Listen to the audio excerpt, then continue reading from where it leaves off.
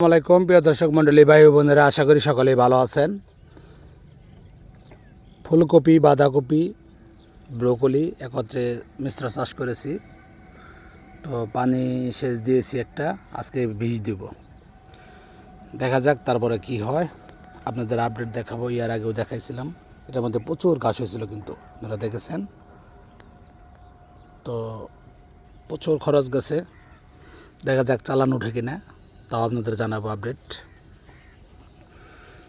ঠিকমতো সেচ দিতে বলে ভালো হতো। আর প্রচুর পরিমাণে বাদিলা ঘাস হয়েছিল।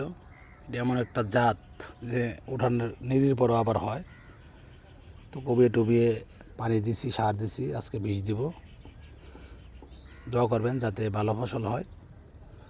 আসলে প্রচুর পরিশ্রম, একটা ফসল তৈরি করতে হইলে প্রচুর শ্রম দিতে হয়। সবাই ভালো থাকবেন, সুস্থ থাকবেন। ভিডিওটা যদি ভালো লাগে অবশ্যই লাইক, কমেন্ট, শেয়ার করে দেবেন। আসসালামু আলাইকুম ওয়া রাহমাতুল্লাহি ওয়া বারাকাতুহু।